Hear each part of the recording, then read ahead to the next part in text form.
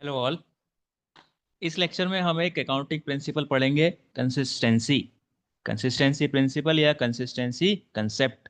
तो consistency concept क्या बोलती है? कंसिस्टेंसी कंसेप्ट ये कहती है कि अकाउंटिंग में देखो, आप जब अकाउंटिंग करते हो तो अकाउंटिंग में कुछ आप कंसेप्ट्स फॉलो करते हो, जो कन्वेंशंस फॉलो करते हैं या फिर अकाउंटिंग प्रिंसिपल्स फॉलो करते हैं।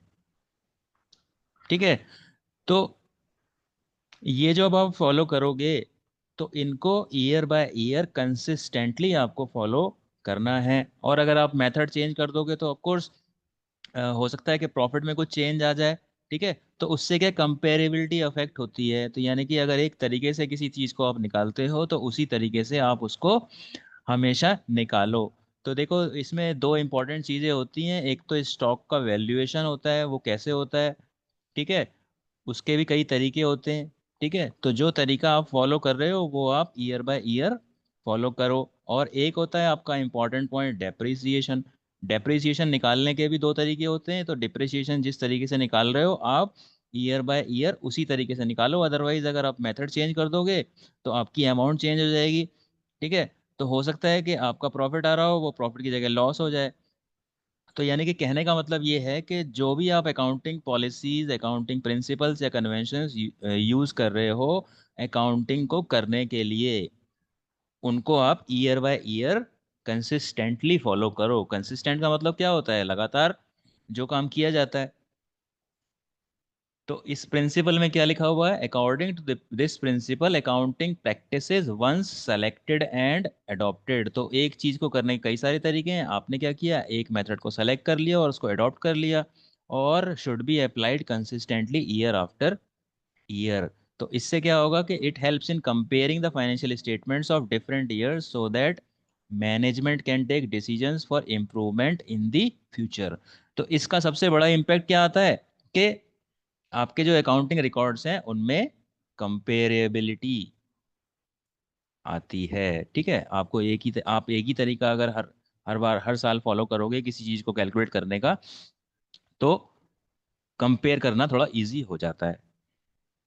और आपकी बुक में क्या लिखा हुआ है? According to the consistency concept accounting practices once selected and adopted should be applied consistently year after year. This concept helps in better understanding. तो यानी कि एक और चीज़ यहाँ पे आ गई, अंडरस्टैंडेबिलिटी बढ़ जाती है और कंपेरेबिलिटी बढ़ जाती है। तो understandability of the accounting information and makes it comparable with that of the previous year. So consistency eliminates personal bias and helps in showing results that are comparable. The concept is particularly important when alternative accounting processes are equally acceptable. तो मैंने आपको बताया था कि stock के valuation के कई सारे तरीके होते हैं। तो जो तरीका आप फॉलो कर रहे हो उसको ईयर बाय ईयर फॉलो करो, या डेप्रिसिएशन को निकालने के कई सारे तरीके होते हैं। तो जो आप फॉलो कर रहे हो उसको आप फॉलो करो। For example, two methods of charging depreciation, written down value method होता है और एक होता है स्ट्रेट लाइन मेथड। इनके बारे में आप डिटेल में पढ़ोगे डेप्रिसिएशन के चैप्टर के अंदर। ठीक है। तो आपको बस ध्यान रखना है कि ये जो दो मेथड होते हैं, अगर जो मेथड आप यूज कर रहे हो इन दोनों में से उसको आप consistently year by year follow करो। So under this assumption, method once chosen and applied should be applied consistently year after year to make the financial statements comparable. The accounting practices must may be changed if the law of accounting standards requires it, or the change will result in more meaningful presentation. तो ऐसा नहीं है कि आप year by year change करना ही करना है। आप ईयर बाय ईयर उसको सेम यूज करना है। आप चेंज भी कर सकते हो मेथड को, लेकिन चेंज कब करोगे? जब उससे आपका प्रेजेंटेशन इम्प्रूव हो रहा है। और जब आप चेंज करोगे किसी मेथड को तो आपको ये लिखना पड़ता है कि हमने जो ये चेंज किया है इसकी वजह से हमारा प्रॉफिट पे ये वाला इम्पैक्ट आया है, प्रॉफिट में ये चेंज आया है। तो ये आपको शो करना पड़ता है अलग से अगर आप किसी तरीके को आप चेंज कर रहे हो। तो ये था आपका कंसिस्टेंसी कंसेप्ट।